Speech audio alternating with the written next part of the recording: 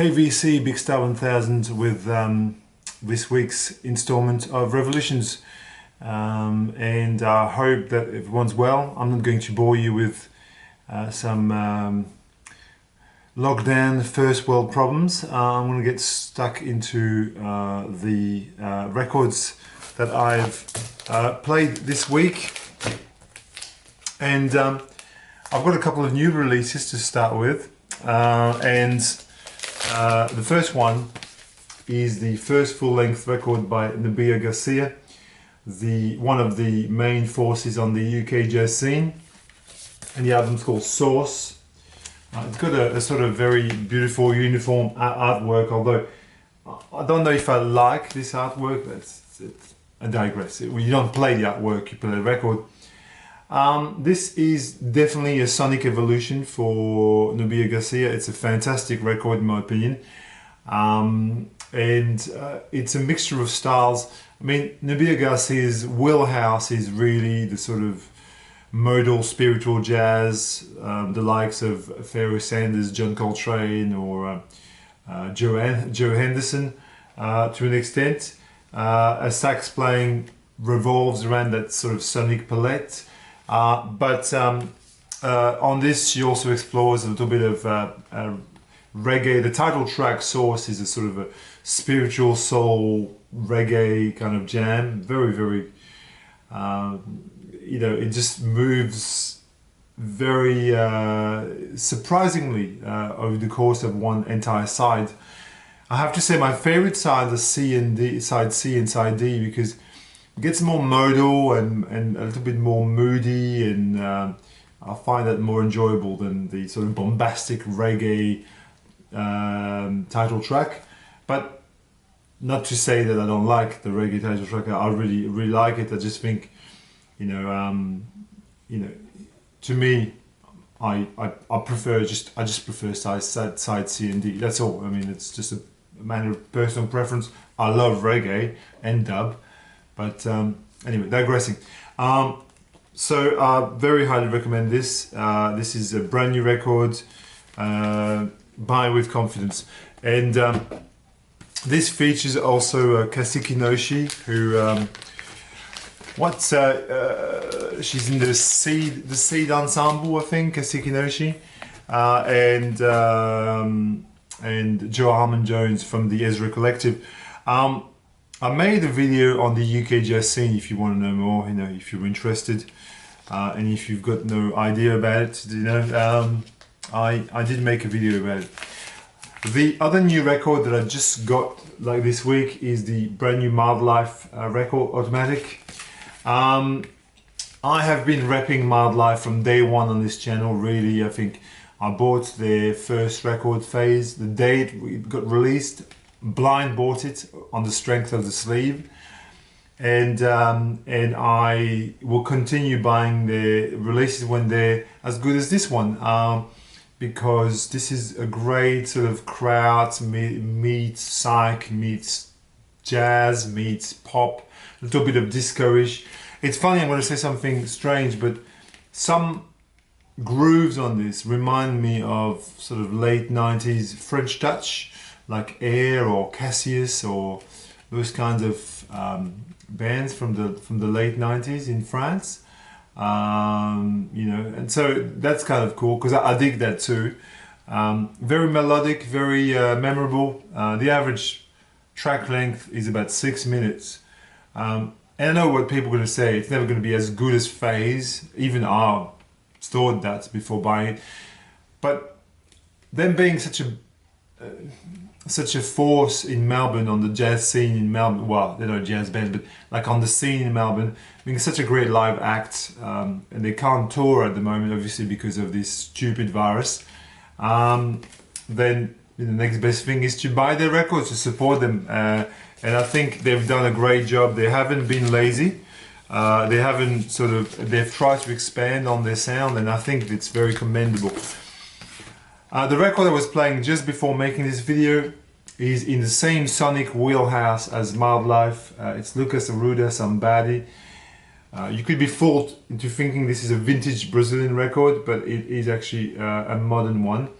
These guys 36, 37 years old.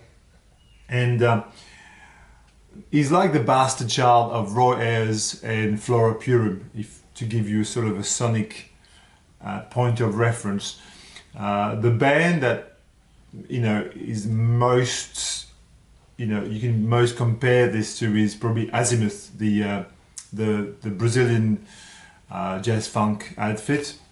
And on this there is a whole range of like really funky jazz funk tinged keyboards, bridging the gap between jazz funk and disco, but still remaining very Brazilian in essence. You've got a very, I think as I said, Flora Purim meets Roy Ayers there's a very distinct Roy Ayers feel on this.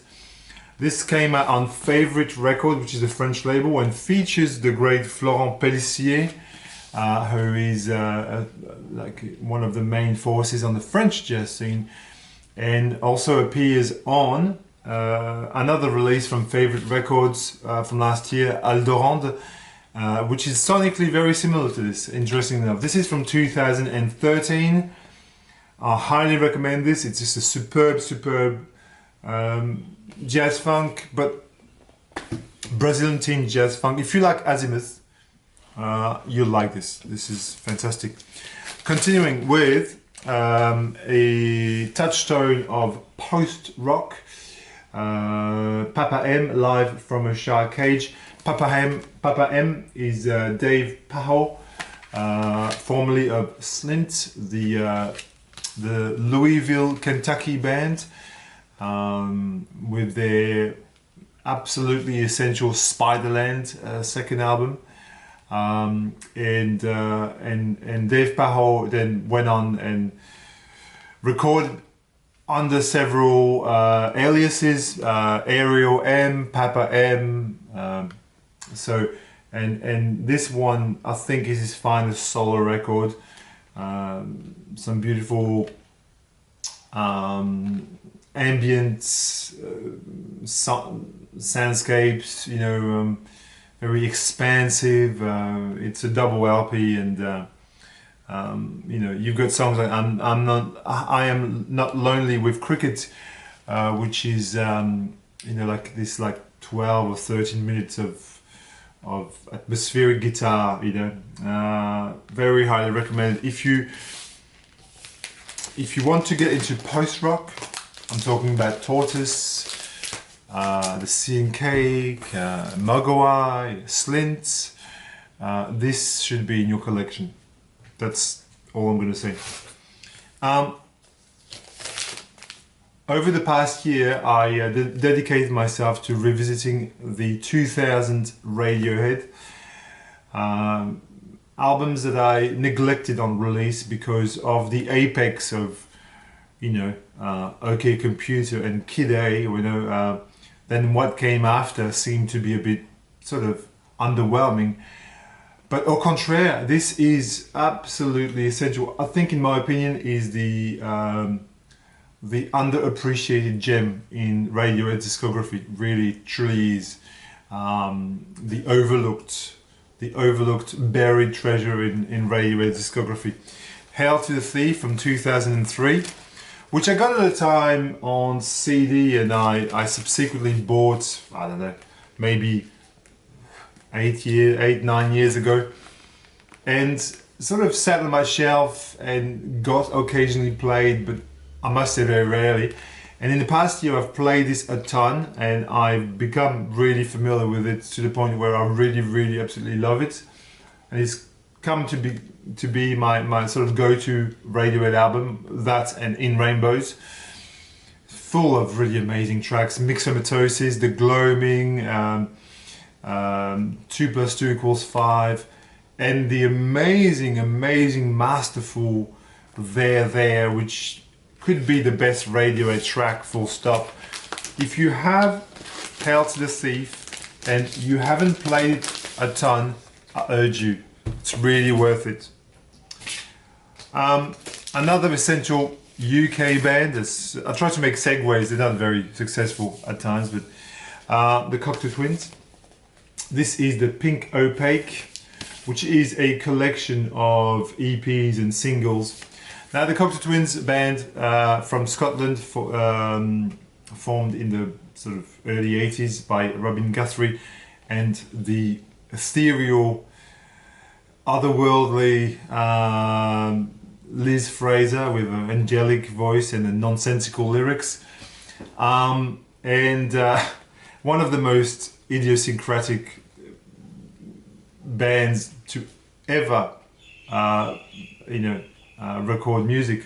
I just think there's so much in this. You just think, how do you make, like, I've always wondered, how do you make music like the Cocteau Twins? It's just so unique. And so what the Cocteau Twins did was, much like Joy Division, for example, or New Order, has released a ton of stuff that was not on albums, singles and EPs that would contain other songs. Like, most bands would just release an album and then take the best song of the album and make that a single and maybe put a B-side there.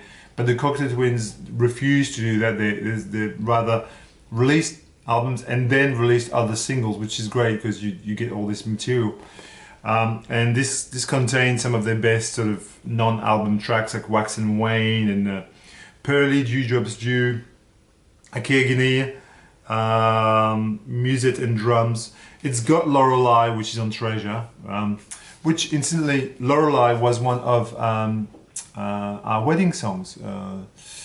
When Sarah and I got married, we had that as a 2001, and Sarah loved the Cocteau Twins. I think she inflicted a passion for the Cocteau Twins on me, and as a result, I've embraced them.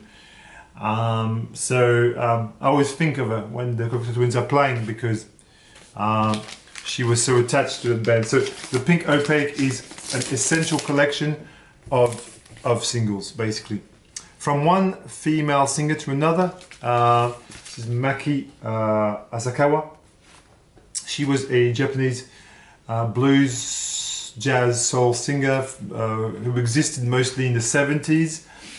And Honest Johns had the good taste of putting together this compilation, this double LP compilation. So I've been, for quite a few years, I've seen a lot of the Mackie records, even in the shops here in Melbourne. There's Mackie 1, 2, 3, 4. They're just simply named after the which number it is. And I've always wondered, which one. Like, it's interested me sort of vaguely, and I thought, I wonder if I bought one of them, which it would be. But I didn't have to choose, because this is doing the job of being a great primer. And also, for me, I never need to buy another Mackie again. This was in one of my local shops, so I just thought, I'll just give that a go, and I'm very happy. This, I will say this. When I got this the other day in the mail, it was like late afternoon. I just put it on the turntable, and I instantly fell in love with it. I just had this moment where I thought, this is just beautiful music. I just don't know how long, how come I didn't get into this earlier in my life. It's just, but it's well sequenced, and I think this compilation will really be everything I need from Mackie. Japanese to Japanese, I revisited BGM by the Yellow Magic Orchestra. Obviously, the Japanese Kraftwerk, if you will. Rishi Sakamoto, Harumi Osono, what's the other guy called? Yukihiro Takahashi. A trio, the magical trio of Tokyo musicians. This is a fourth album, BGM. This is very much of its time, 1981. You've got, if you like Ultravox and Japan, the band Japan, obviously, this will be really, it's in the same sonic wheelhouse as those bands. It could very easily fit in a sort of like new wave synth-pop. If you chucked one of this track in an English synth-pop compilation, you wouldn't even know the difference because it's very, very similar sounding. I like the last couple of tracks, Mass and Loom and Camouflage as well, which are very ambient and eerie and more to my taste, but not. I mean, I obviously love synth pop, but this is a great record, 1981. Of the same era, different type of post-punk, but post-punk nonetheless, is Tuxedo Moon, the second album, Desire, on Raf Records, the mythical label from San Francisco. The Residents, Snakefinger were on Raf, and so was Tuxedo Moon. They didn't stay there for a long time though. They went to Europe after that. They made about 3 albums on Raf Records, and then moved on, and I think they settled in Europe for a while, from memory. But this is a fantastic, ambient post-punk, a little bit industrial sounding record. I highly recommend this. This is a demonstration copy which I got quite a few years ago. I think it was at Record Fair, from memory. Yes, very, very, very good record. Highly recommended.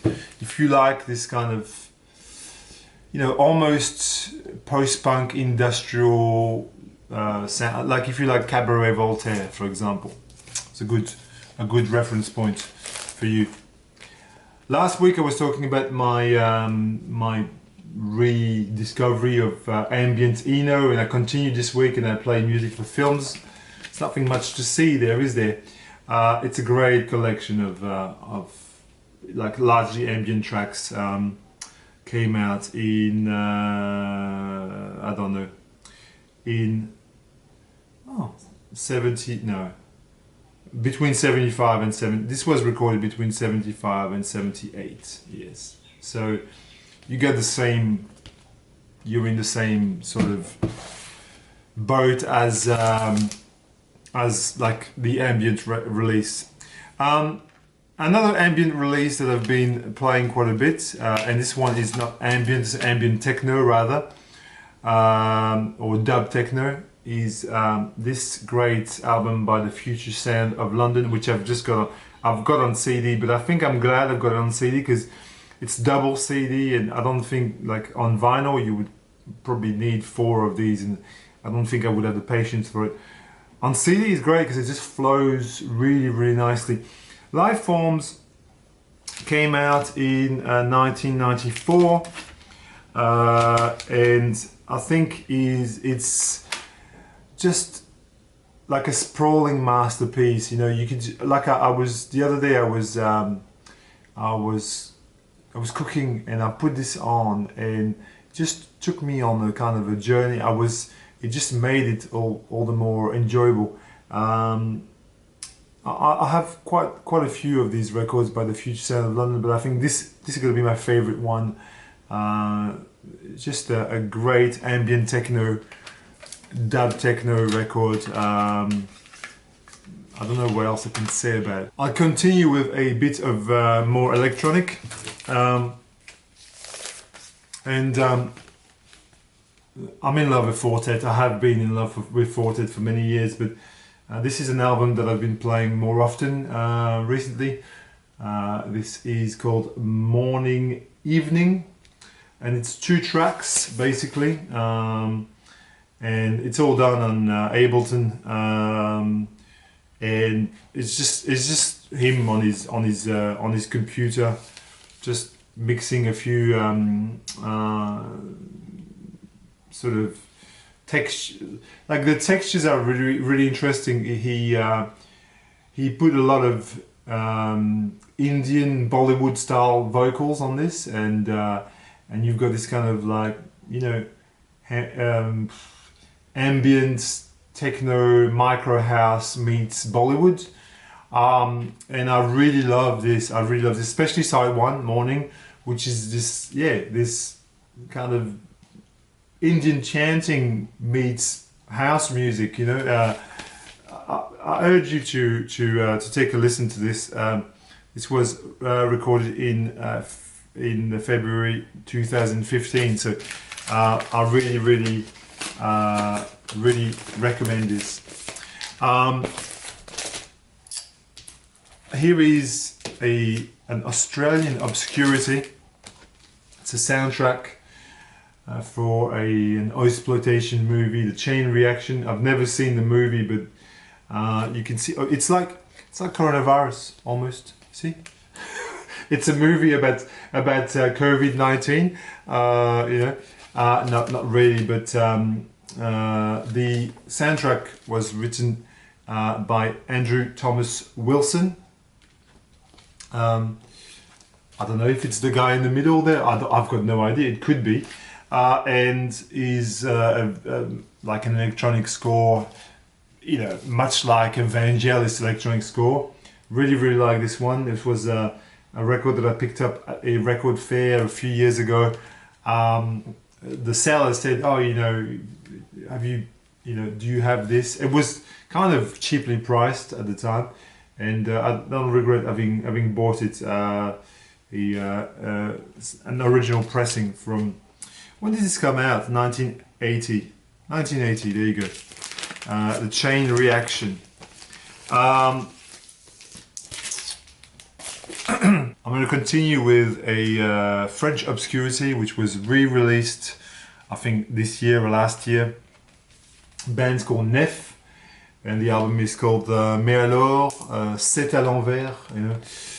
They've got a sense of humor, you can see. But what do you mean? It's in reverse. Yeah, it's written in reverse. This is a very difficult to describe album. It's kind of like a French krautrock record with all sorts of very strange instruments, including accordion. And you think France, you think the accordion. You think of some guy with a beret, and a stripy top playing the accordion whilst you're having your meal or something. It's a stupid thing. Like there's this cliches about France that we all. Accordion music is but you've got this on there, but it's used in such a clever way. It's surprisingly enjoyable. It was released in 1983, and a friend of mine, Jack, who watches this video, and is a real life friend. We talk regularly. He bought the reissue a few weeks ago. And he said, "Oh, you should buy it too because it's great. I think you'll like it." And I was on the fence, but now I've got it. I really love it. It's one of the most unique records in my collection. I don't think my description will do it an injustice. I think you should go and play it for yourself. Nef. All right, next I'll continue with another French record, and this is a compilation of works on the sort of, it's not a label, but it's a series called Chevance, and it says Autre musique pour enfants, 1974-1985. And so Chevance was a series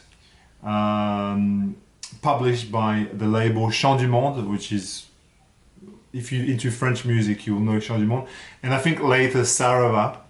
And in fact, the music you get there is music composed for a series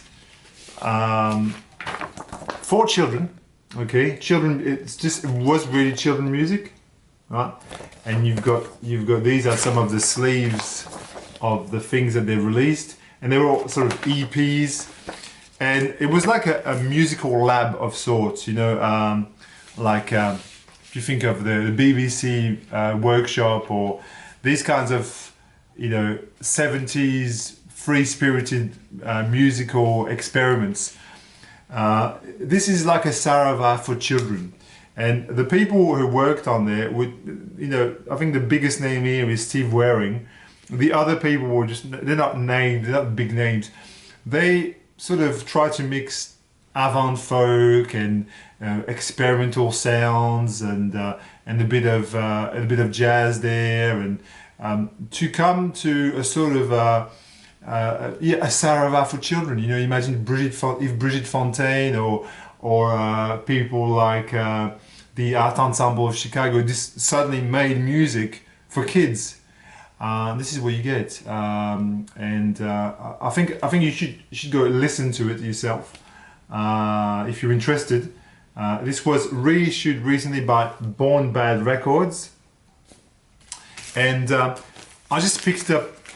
I had my eye on it for quite a while since it got released. Got released in 2018 or 19, and I was kind of on the fence on it, but I picked it up and I'm glad I did.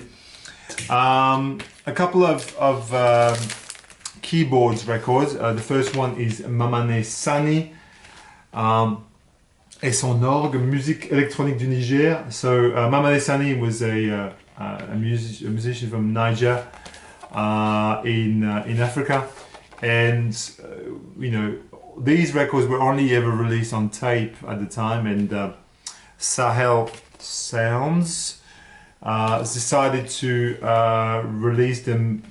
Well, it was like a couple of years back, re-release them on wax, and this is sort of Afro synth, cosmic Afro synth. You've just got, it's just him with a synth and a drum machine, and it's just beautiful. It's got at times a little bit of Ethio jazz textures in it as well. I highly recommend those records. There's two of them. There's this one and another one which is kind of blue and black, called Tarit maybe, which I've got as well. It's kind of beautiful synth, and since I'm talking about synth, and this is a fantastic record on Moshe Naim, Siegfried Kessler, who was a keyboard and piano player, and this is his solo record, Man and Animals. This is fucking killer. This is just really atmospheric and funky and driving, and the second side I will say is more experimental. The first side has got a more sort of funky, jazzy kind of side, and the second side is more ambient. So 1977 on Moshe Naim. This is an original pressing, I believe. Okay, I'll continue. This is a bit all over the shop, huh? Last week I was talking about the label Komos, and I was talking about Diom Futa, and I was talking about the music of Don Cherry with the Indian, the picture of Shiva on. Go back to my last week's video. It's a label from Paris, Komos, and they've released a number of new French bands who are doing a take on some classic jazz artists, and this is the music of Henri Texier. Henri Texier, if you don't know, is one of my idols. Really, my channel icon is the cover art from Amir from Henri Texier. So an artist that I've loved for many years, and this is a band called Palm Unit. It's called Don't Buy Ivory Anymore, and it's got the classic Henri Texier tracks, Amir, Le Piroguier, Les Là-bas, and which has been upgraded into a big jazz setting. Very cool. Take a listen to Amir, the first track, and what they've done with it, because the original Amir is just Henri Texier playing bass, a bit of oud, and sort of singing some wordless vocals. And on this, you've got a whole jazz band. You've got the bass, which is to the front, obviously, and they've replaced the singing by saxophone, and it's just it cooks. Palm Units. A French jazz classic, Martial Solal, Locomotion, featuring Henri Texier on bass. It's good segue. And Bernard Lubat on drums, and obviously Marcel Solal plays electric piano and piano. Super funky. Now this is way out of my league in terms of original press. There's one copy on Discogs at the moment which goes for $700 or something.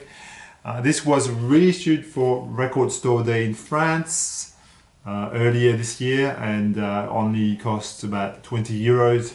And so I'm really happy to have it because, you know, at least I can listen to it. And it's on Underdog Records, and it's a great press. They've done a good job on this. Just French jazz funk. Continuing. Here is a classic milestone release, Tetragon by Joe Henderson. Some great modal jazz, absolutely fantastic, featuring Jacques Dijonette on drums. And you've also got Ron Carter on bass on this. If you're into, you know, mid-period Coltrane, I mean, I very highly recommend this. This is a little bit free-ish, but it's mostly modal jazz. Great record on Milestone original press. Continuing with, I'm almost finished actually. Classic Blue Note record by possibly the greatest jazz drummer ever, Mr. Anthony Williams. Very simple sort of sleeve. There's nothing to it really, but it's kind of beautiful to look at, you know. It's a bit like a Mark Rothko painting. If you're familiar with the work of Mark Rothko, you just paint these big like squares and rectangles of color. That's what you get there. It's a bit of minimal. I mean, jazz is the modern art of music. Really, it is. I mean, in every way. And in jazz, within jazz, you can find all the subgenre of modern art: cubism and surrealism, and you know, and futurism. You know, what is free jazz other than surrealism? You know, and so Spring is the second solo album by Tony Williams. Features Wayne Shorter, Sam Rivers, Herbie Hancock, Gary Peacock on bass. This is sort of post-bop, avant-garde jazz, free jazz mixed together. But it's very accessible. It's not free jazz that's in your face. It's very structured, and it was released on Blue Note in 1965. Very highly recommended. The last record I've got here is the recent reissue of The Giant Is Awakened by Horace Tapscott. And I was on the fence of picking this up, but one of my local stores had copies of this, and black vinyl. Okay, now this was released on green vinyl, and everybody was saying, oh, it doesn't sound good. But I think for this black vinyl version, they fixed the sound problems. I definitely think that, because I've played this a number of times, and it sounds great. So it's Horace Tapscott's, I think his first record, his debut record, yeah, which came out on Flying Dutchman originally. They've kept they've kept exactly the same theme as Flying Dutchman. It's got Arthur Blythe on sax there, and Horace Tapscott on piano. It's a great sort of free-ish, avant-garde-ish jazz, but it's pretty straight as well, yeah. So that's it. I'll stop talking now. I hope you enjoyed. I think I was very verbose today. I talked too much about stuff, and some of the stuff was difficult to breach, to explain, you know. But you know, anyway, take a listen to the stuff. You know, like, you know, don't take my word for it. Just you know, go online, listen to it. Love you all, and I'll talk to you when you write some comments under the video. Cheers.